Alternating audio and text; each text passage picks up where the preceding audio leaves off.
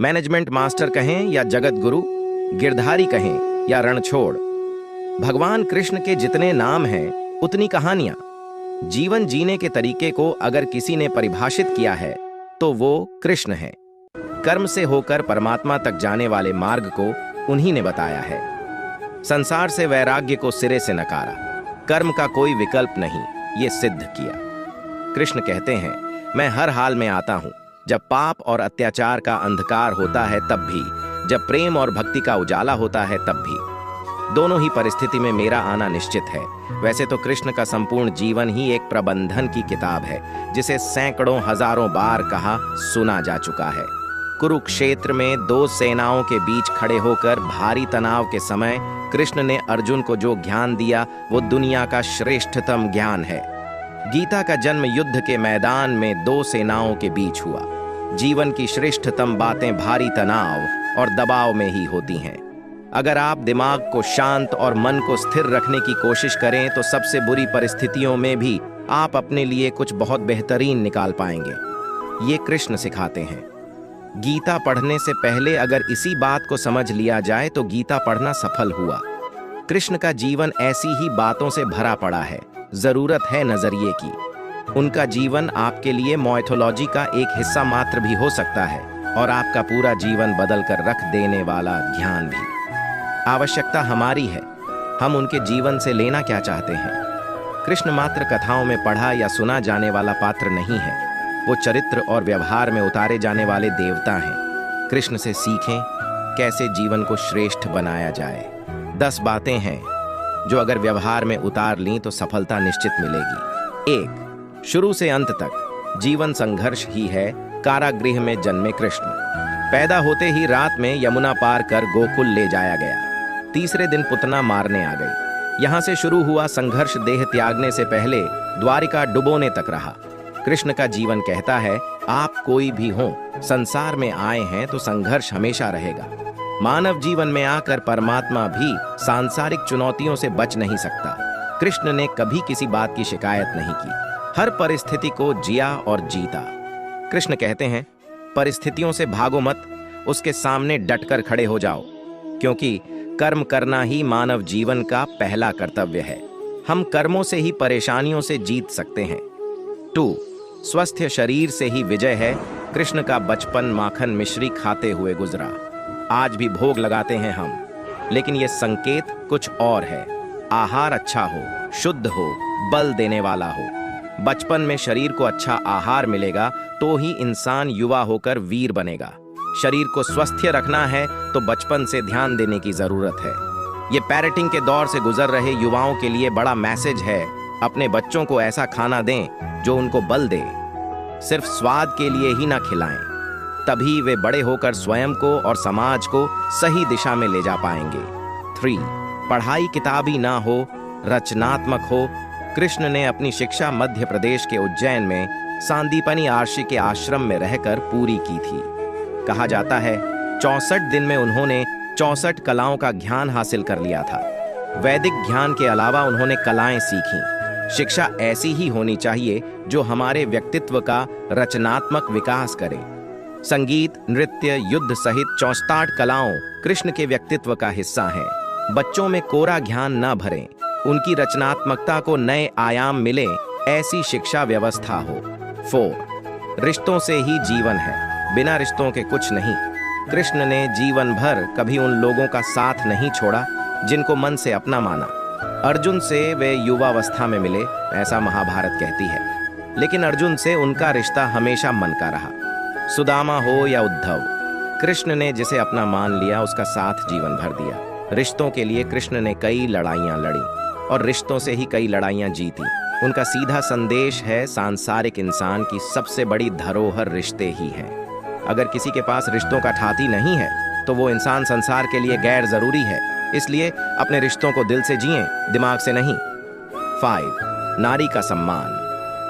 समाज के लिए जरूरी राक्षस नरकासुर का आतंक था। करीब 16,100 महिलाओं को उसने अपने महल में कैद किया था। महिलाओं से बलात्कार में उसे सुख मिलता था। कृष्ण ने उसे मारा, सभी महिलाओं को मुक्त कराया, लेकिन सामाजिक कृतियां तब भी थीं। उन महिलाओं को अपनाने वाला कोई नहीं था। खुद उनके घर वालों ने उन्हें दूषित मानकर त्याग दिया। ऐसे में कृष्ण आगे आए, सभी 16,100 महिलाओं को अपनी पत्नी का दर्जा दिया, समाज में उन्हें सम्मान के साथ रहने के लिए स्थान दिलाया। कृष्ण ने हमेशा नारी को शक्ति बताया, उसके सम्मान के लिए तत्पर रहे। पूरी महाभारत नारी के सम्मान के लिए ही लड़ी गई। सो आप कृष्ण भक्त हैं तो अपने आसपास की महिलाओं का पूरा सम्मान करें। कृष्ण की कृपा पाने का ये सरलतम मार्ग है। 6. आपके मतभेद अगली पीढ़ी के लिए बाधा ना बने। कम ही लोग जानते हैं कि जिस दुर्योधन के खिलाफ कृष्ण ने आजीवन पांडवों का साथ दिया, उसकी मौत का कारण भी कृष्ण की कूटनीति बनी। वही दुर्योधन रिश्ते में कृष्ण का समधी भी था। कृष्ण के पुत्र सांब ने दुर्योधन की बेटी लक्ष्मणा का अपहरण करके उससे विवाह किया था, क्योंकि लक्ष्मणा सांब से विवाह करना चाहती थी, लेकिन दुर्योधन खिलाफ था। सांब को कौरवों ने बंदी भी बनाया था। तब कृष्ण ने दुर्योधन को समझाया था कि हमारे मतभेद अपनी जगह हैं, लेकिन हमारे विचार हमारे बच्चों के भविष्य में बाधा नहीं बनने चाहिए। दो परिवारों के आपसी झगड़े में बच्चों के प्रेम की बलि ना चढ़ाई जाए। कृष्ण ने लक्ष्मणा को पूरे सम्मान के साथ अपने यहाँ रखा।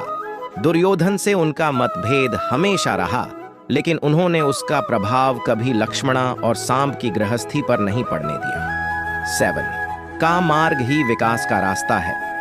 कृष्ण ने महाभारत युद्ध के पहले शांति से समझौता करने के लिए पांडवों और कौरवों के बीच मध्यस्थता की। हालांकि दोनों ही पक्ष युद्ध लड़ने के लिए आतुर थे, लेकिन कृष्ण ने हमेशा चाहा कि कैसे भी युद्ध टल जाए। झगड़ों से कभी समस्याओं का समाधान नहीं होता है। शांति के मार्ग पर चलकर ही हम समाज का रचनात्मक विकास कर सकते हैं।